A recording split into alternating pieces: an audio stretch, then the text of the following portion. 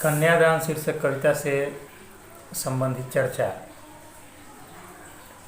मैंने अपने पूर्व के विजुअल में भी आप लोगों के समक्ष की थी, जिसमें हमने आपको ये बताया था कि कन्या के साथ दान शब्द का प्रयोग कहाँ तक उचित है।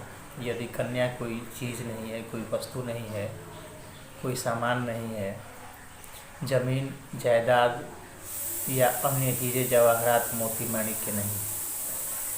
चूँकि दान तो हम इन्हीं सारी वस्तुओं का करते हैं, फिर भी कन्या के साथ यदि दान शब्द का प्रयोग करते हैं तो क्या हम कन्या को इन्हीं सारी वस्तुओं के सदृश रखते हैं?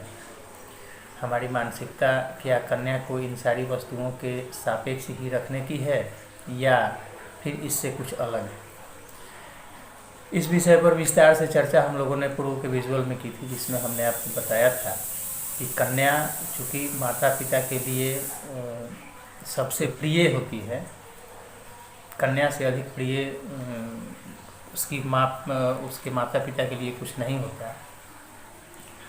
तो इस लिहाज से हमारे यहाँ दान की जो परंपरा रही है, दान करने की जो रीति रही है, दान करने का जो रिवाज रहा है, वो अपनी प्रिय से प्रिय किसी चीज़ का, प्रिय से प्रिय किसी वस्तु का दान करना होता है। और चूँकि कन्या कोई चीज़ वस्तु नहीं है, फिर भी सबसे अधिक प्रिय होती है, इसलिए कन्या के साथ दान शब्द का प्रयोग किया जाता है या कन्यादान को हमारे यहाँ सबसे सर्वोत्तम माना गया है। अब अपने इस विजुअल में हम बात करेंगे कविता की।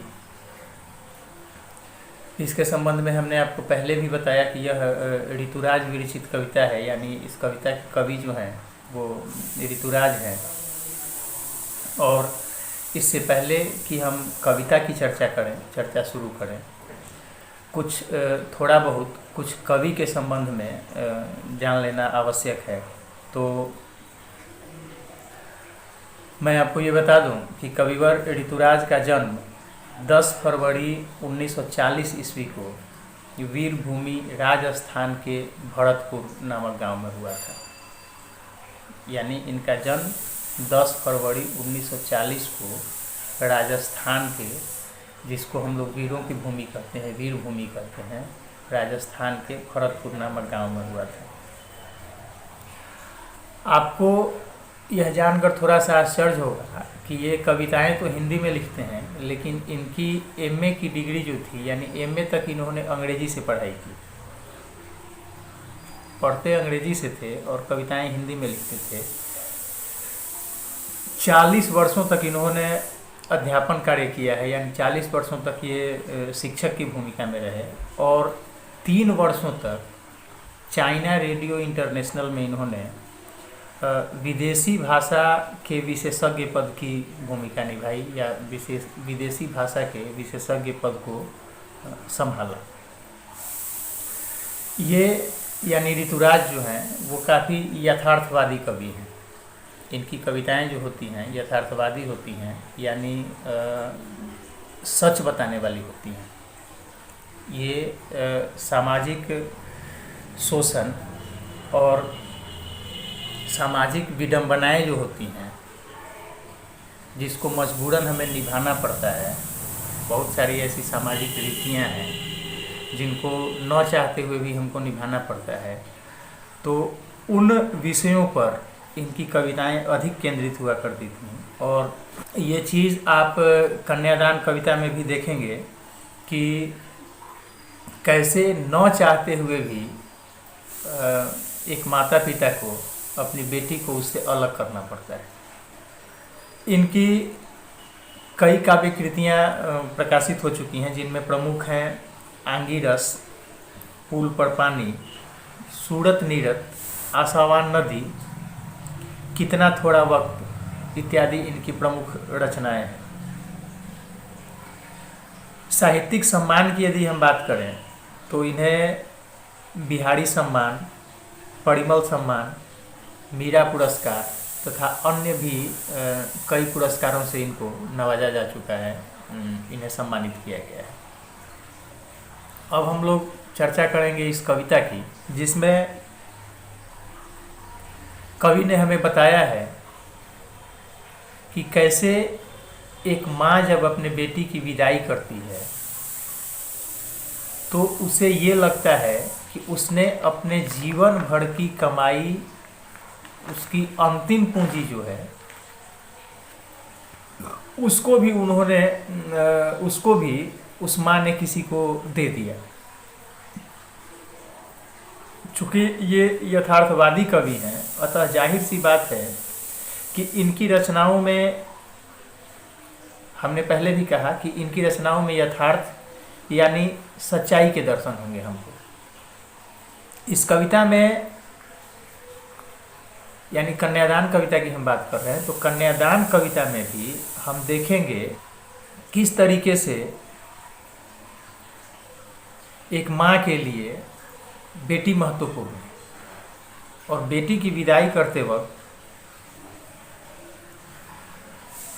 उससे जो उसका लगाव होता है, उससे जो उसका जुड़ाव होता है, उससे जो उसका अपनापन होता है, यानी माँ बेटी के बीच में जो ये संबंध होते हैं, ये कैसे पीड़ा बन करके आंसू के रूप में आंखों से छलक पड़ते हैं। एक बेटी के लिए माँ की सीख कितनी जरूरी होती है, इसकी झलक भी हमें इस कविता में मिलेगी। माँ बाप की सीख उसकी संतानों के लिए कितनी महत्वपूर्ण है, कैसे उन पर अमल करना जरूरी है, और वह अपनी संतानों के लिए किस तरीके से हितकारी है, इस बात के दर्शन भी हमें इस कविता में देखने को मिलेंगे।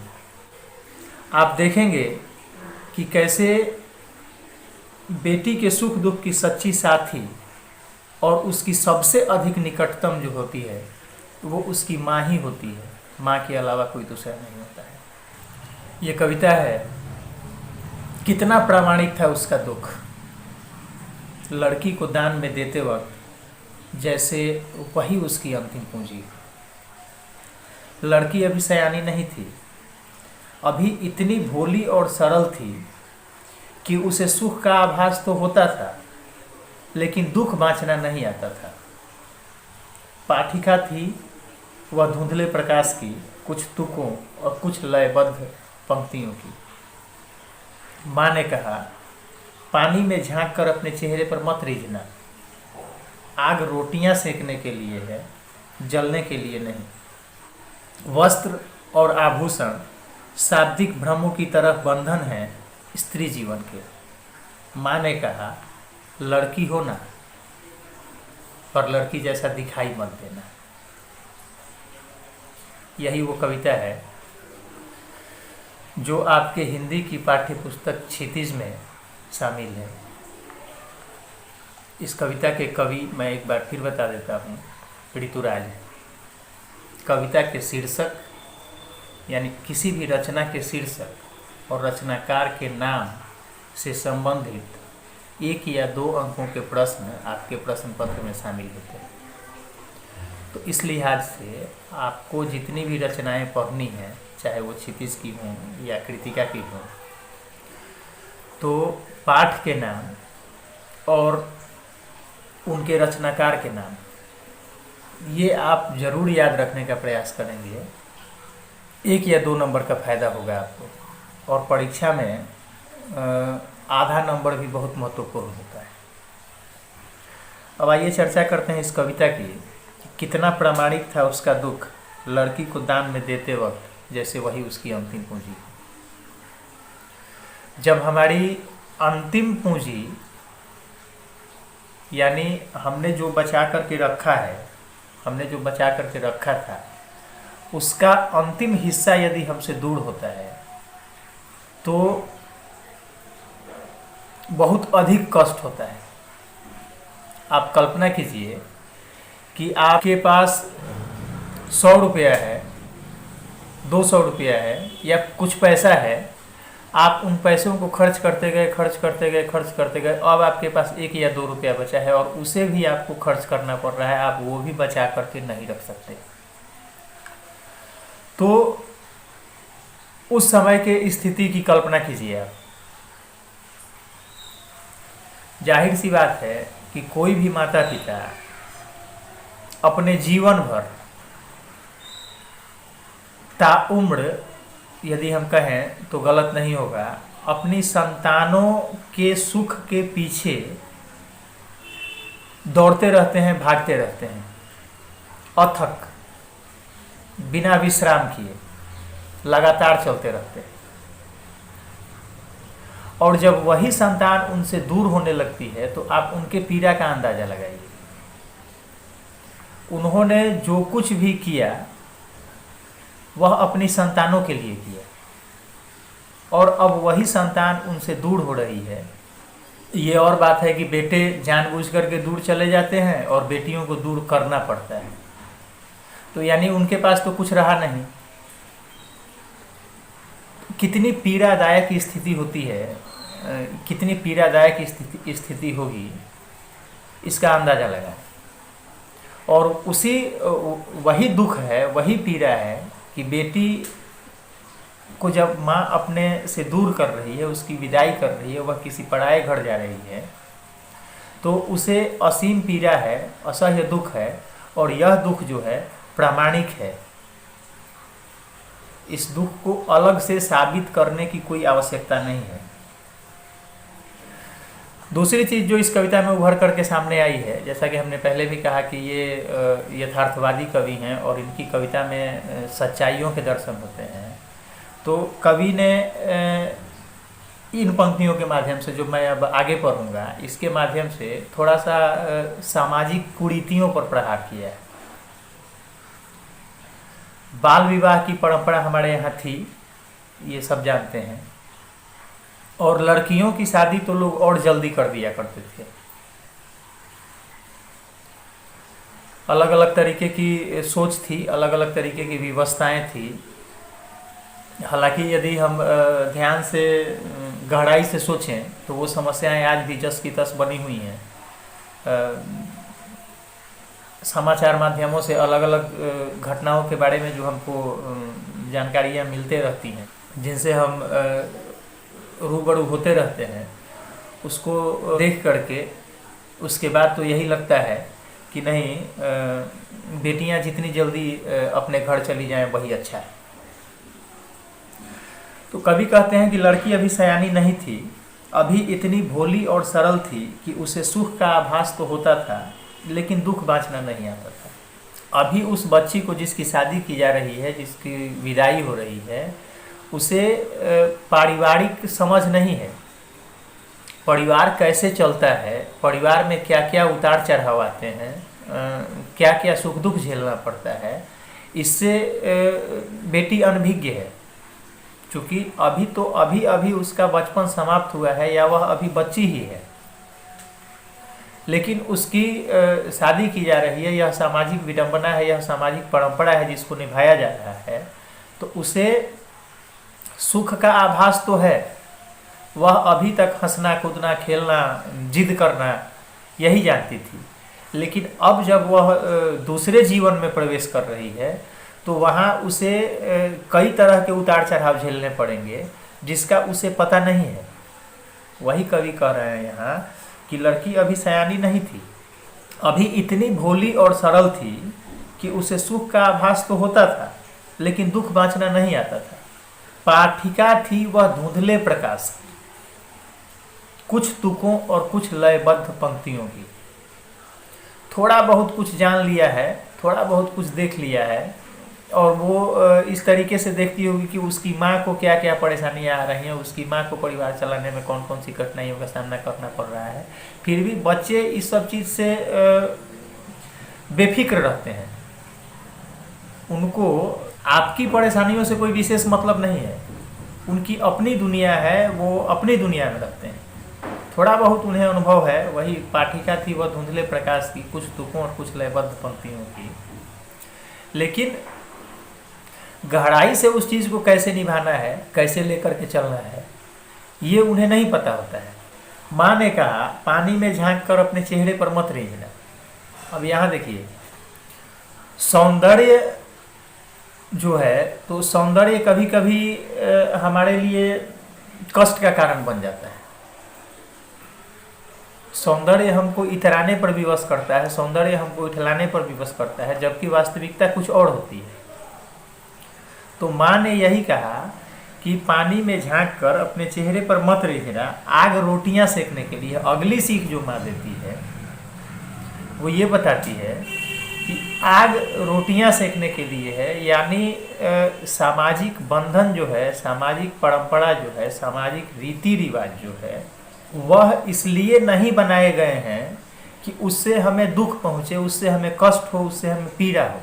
हमारा जीवन सुचारू तरीके से चलता रहे, इसको लेकर के कुछ सामाजिक रीति रिवाज, नियम कानून, बंधन बनाए गए हैं। लेकिन यदि वही रीति रिवाज, नियम कानून या सामाजिक परंपरा हमारे लिए कष्टकारी साबित होने लगे, दमघोटू साबित होने लगे, तो वहाँ उसे नहीं मानना चाहिए, उसे मानने की ज़रूरत नहीं है। जैसे आग यदि हमारी भूख मिटाए, आग हमारे भूख मिटाने का माध्यम बने, तो आग अच्छा है। लेकिन वही आग यदि किसी का घर जलाने लगे, वही आग यदि हमारा हाथ जलाने लगे, तो उससे हम दूरी बना लेते हैं। तब हम ये नहीं सोचते हैं कि अरे ये इसी आग के चलते हमारा पेट भरता है। जब वह आग हमें जलाने लगेगी तो हम वहाँ से हट जाएंगे, हम वहाँ से दूरी बना लेंगे। कहने का मतलब है कि कोई रीति रिवाज, कोई परंपरा, कोई नियम, कोई बंधन यदि हमारे लिए दुख का कारण बनने लगे, तो हमें उससे दूरी बना लेनी चाहिए, या फिर हम उसे नहीं भी मान सकते हैं। माँ यही सिखा रही है अपनी बेटी को, चूँकि अभी छोटी है, बच्ची है, और एक अलग दुनिया में, एक नई दुनिया में प्रवेश करने जा रही है। तो माँ ये बता रही है कि सौंदर्य जो है, सौंदर्य भी कष्ट का कारण बनता है, इसलिए उस पर अधिक इतराने की, इठलाने की ज़रूरत नहीं है।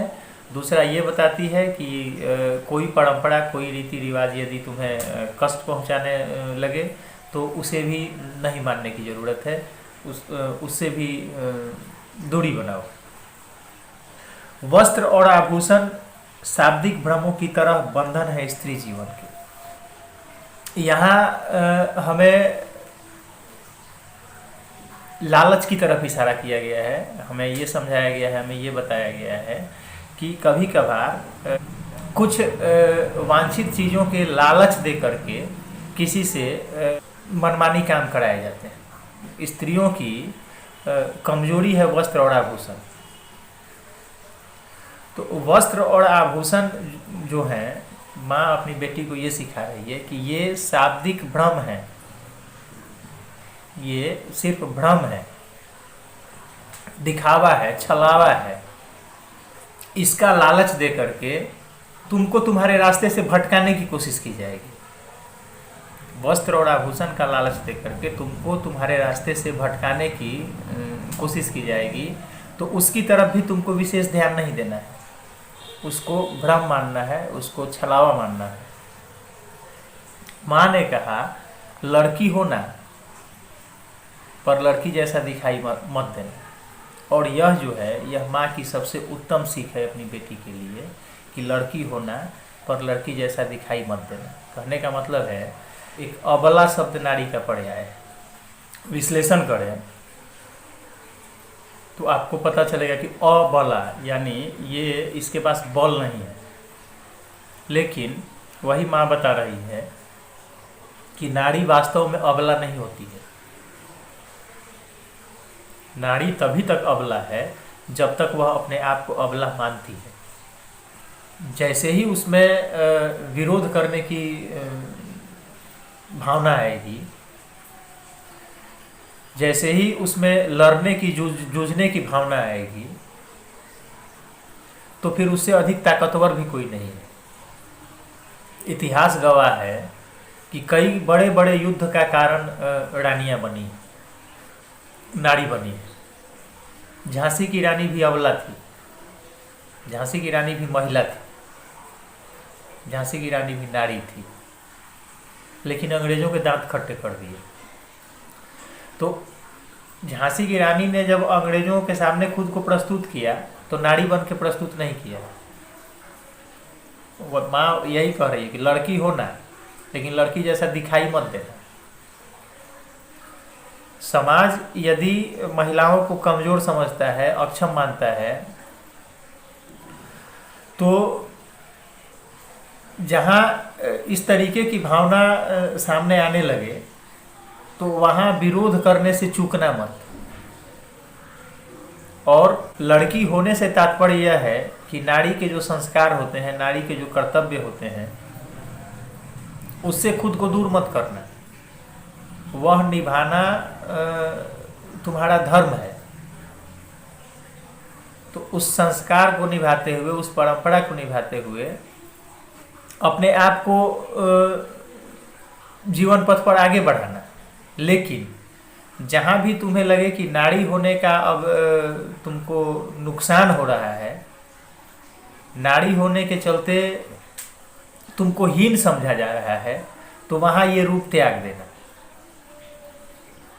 तो इस तरीके से हम देखते हैं कि इस कविता में माँ का दुख छलक के सामने आता है, माँ की सीख सामने आती है, किस सामाजिक नियम, सामाजिक परंपरा को कहाँ तक मानना है और कहाँ उसे तोड़ देना है, इसकी बात कवि ने हमारे सामने रखी है। महिलाओं के क्या कर्तव्य हैं, क्या संस्कार हैं, उन्हें कैसे निभाना है और कहाँ तक निभाना है, इसकी बातें हमारे सामने रखी हैं।